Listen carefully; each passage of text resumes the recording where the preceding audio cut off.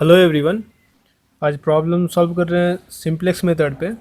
सो question जो है solve the LPP using simplex method. ये जो प्रॉब्लम है मैक्सिमाइजेशन पे है।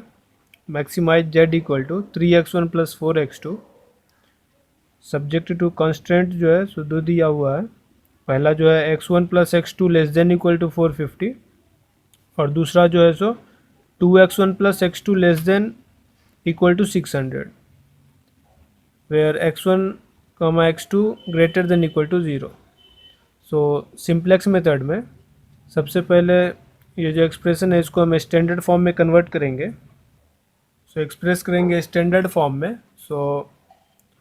मैक्सिमाइज जेड, उसके बाद सब्जेक्ट टू क्या है, पहला कांस्टेंट x1 प्लस x2, ये जो है लेस देन इक्वल टू 450 है। तो हमको जो इसको इक्वेशन में कन्वर्ट करना है, ये जो इन इक्वेशन है इसको हम इक्वेशन में कन्वर्ट करेंगे। इसके लिए हमको इधर एक वेरिएबल ऐड करना होगा।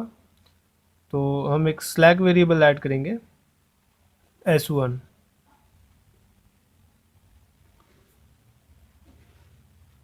Equal to 450।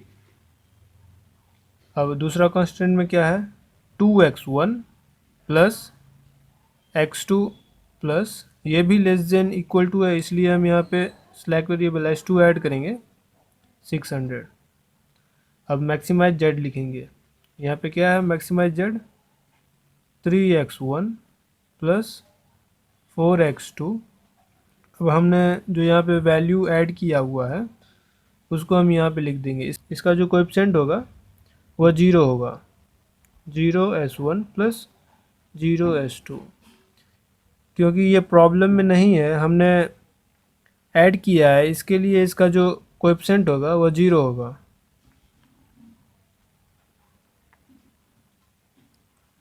वेयर x1, अब हमको यहाँ पे दोनों लिखना होगा, s1 का s2 is greater than equal to 0। अब ये स्टैंडर्ड फॉर्म में एक्सप्रेस हो गया है। अब इसके बाद हमको initial basic feasible solution find out करना होगा।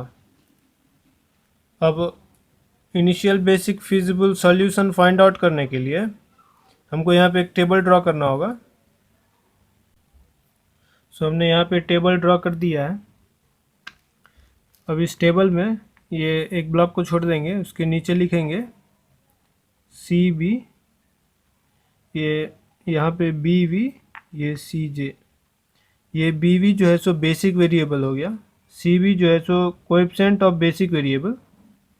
और तो ये कॉलम में जो भी होगा वो बेसिक वेरिएबल का कोएफिशिएंट लिखा जाएगा इस कॉलम में, और इस कॉलम में भी बेसिक वेरिएबल रो में जो भी होगा उसका कोएफिशिएंट यहाँ पे हम लिख देंगे। बेसिक वेरिएबल में बेसिक वेरिएबल जो है जो हमने एक्स्ट्रा यहाँ पे जो हमने ऐड किया हुआ है उसको लिख देंगे s1 s2 बेसिक वेरिएबल में। उसके बाद रो में जो होगा हमको कांस्टेंट में जो भी वैल्यू है उसको लिखना होगा, जो भी वेरिएबल्स होगा। क्या है, x1 x2 s1, उसके बाद s2,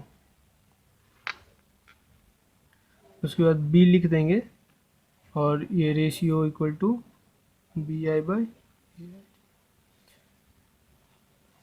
ये b जो है RHS यहाँ पे लिखेंगे, RHS का वैल्यू b। अब हम इसका कोएफिशिएंट्स लिखेंगे। ऑब्जेक्टिव फंक्शन में x1 का क्या है 3, हम यहाँ पे 3 लिख देंगे। x2 का क्या है, ऑब्जेक्टिव फंक्शन में 4 है, 4 लिख देंगे। s1 का 0, s2 का 0, s1 s2 दोनों का 0 है इसलिए 0 लिख देंगे। उसके बाद s1 s2 का कोएफिशिएंट क्या है, यहाँ पे 0, यहाँ 0 लिख देंगे। अब ये जो दो रो है इसमें हम जो कांस्टेंट है उसका जो वेरिएबल है उसका कोएफिशिएंट हम यहाँ लिखेंगे। अभी s1 जो है कौन सा है, फर्स्ट कांस्टेंट में है, और S2 जो है सो सेकेंड कांस्टेंट में रहता है। ठीक है, तो अब फर्स्ट कांस्टेंट में x1 का वैल्यू जो होगा सो हम यहाँ लिखेंगे। x1 का क्या है 1 कोएफिशिएंट, x2 का 1, S1 1, S2 जो है सो यहाँ पे S2 का वैल्यू जो होगा सो 0 होगा फर्स्ट कांस्टेंट में, और B का जो वैल्यू होगा सो जो भी RHS होगा वो लिख देंगे। फर्स्ट टेबल में RHS जो भी होगा हम उसको B वैल्यू में लिख देंगे। अब S2 में ये सेकंड कांस्टेंट का है, S2 सेकंड कांस्टेंट में आता है, तो इसका x1 का कोएफिशिएंट कितना है 2, सो x1 में 2 लिख दीजिएगा। x2 में कितना है 1, S1 उसमें नहीं है 0, S2 1, और B RHS क्या है 600। उसके बाद ZJ फाइंड आउट करेंगे। ZJ फाइंड आउट करने के लिए फॉर्मूला है ZJ equal to corresponding column into CB plus second row. अब देखिए जैसे ये अभी हमको इस कॉलम का फाइंड आउट करना है x1 कॉलम का, सो 1 इंटू 0, ये 1 इंटू 0 प्लस सेकेंड रो का 2 इंटू 0,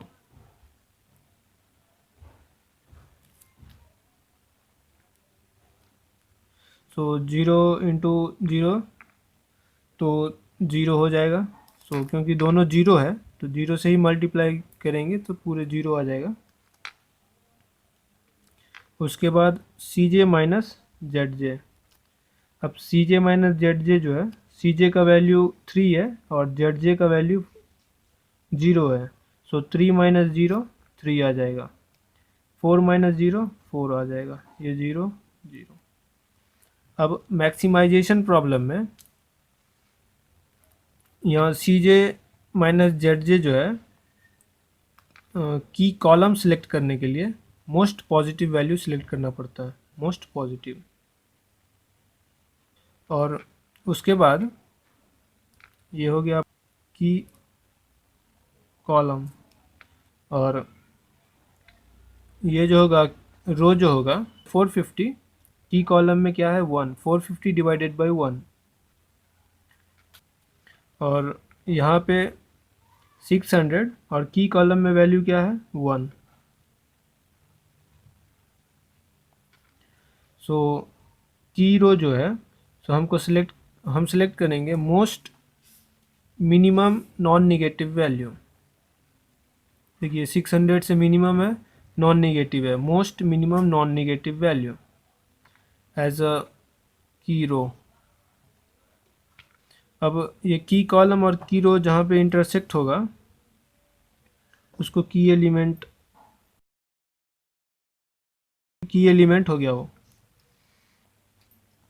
अब ये फर्स्ट टेबल था, इसमें ये जो की रो जो है, की रो का जो बेसिक वेरिएबल होगा वह की कॉलम के वेरिएबल से रिप्लेस हो जाएगा। मतलब कि सेकेंड टेबल में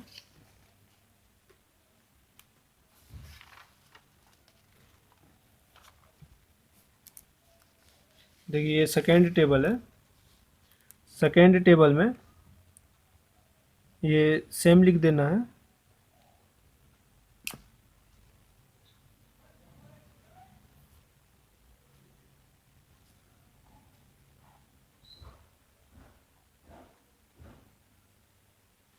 अब ये सेम रहेगा ये रो।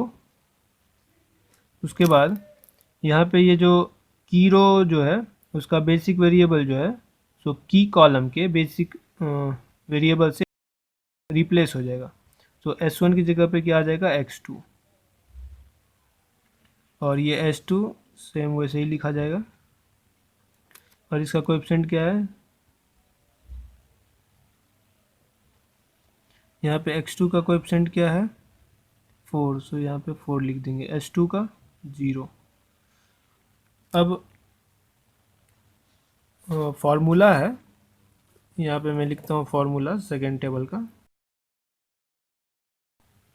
की रो का हो गया फॉर्मूला तो ये कीरो का जो फार्मूला हो गया, जैसे यहाँ पे ये कीरो है, तो यहाँ पे सेकेंड टेबल में जब हम एंट्री करेंगे वैल्यूज़ का, तो कीरो का आंसर जो होगा, so key row element of old table divided by key element of key element. So यहाँ पे कीरो का जो एलिमेंट है, यहाँ पे जो आता है वो 1 है, 1 divided by 1, 1 divided by 1, 1 divided by 1, ये 0 डिवाइडेड बाय 1 0 हो जाएगा। यहाँ पे फिर 450 डिवाइडेड बाय 1।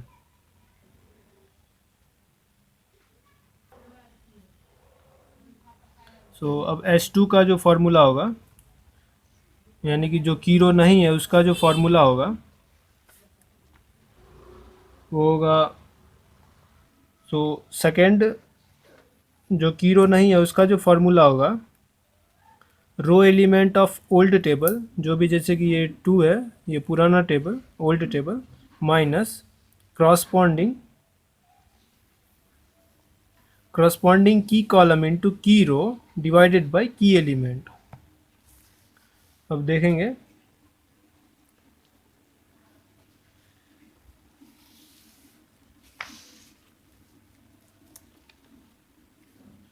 ठीक है, यहाँ पे ओल्ड टेबल में क्या है 2, तो हम 2 लिखते हैं यहाँ पे, 2 माइनस करस्पॉन्डिंग की कॉलम क्या है 1 है, कीरो सॉरी यहाँ पे कीरो क्या है 1 है, 1 इंटू की कॉलम में करस्पॉन्डिंग वैल्यू क्या है 1 है, 1 डिवाइडेड बाय की एलिमेंट 1।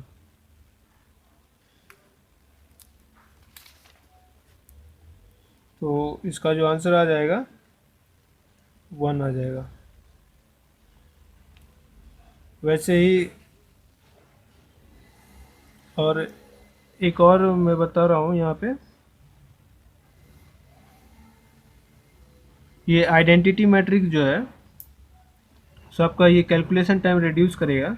जैसे कि अभी x2 S2 है, तो x2 में आप डायरेक्ट 1 0 डाल देंगे, x2 1 0, और S2 जो है सो 0 1 0 1 आ जाएगा। इससे क्या है, जो टाइम रिड्यूस हो जाएगा डायरेक्ट। देखिए यहाँ पे फर्स्ट टेबल में S1 S2 है, तो S1 का जो है सो 1 0, S2 0 1। आप वैसे कैलकुलेट भी कर सकते हैं, लेकिन ये टाइम रिड्यूस होगा इससे। उसके बाद S1 का वैल्यू यहाँ पे 0 है, तो 0 माइनस की रो में क्या है, करस्पॉन्डिंग की रो 1, 1 इंटू की कॉलम में क्या है 1 डिवाइडेड बाय 1 माइनस 1। अब वैसे ही 600 को करेंगे, यहाँ पे 600 माइनस करस्पॉन्डिंग की रो में क्या है वैल्यू 450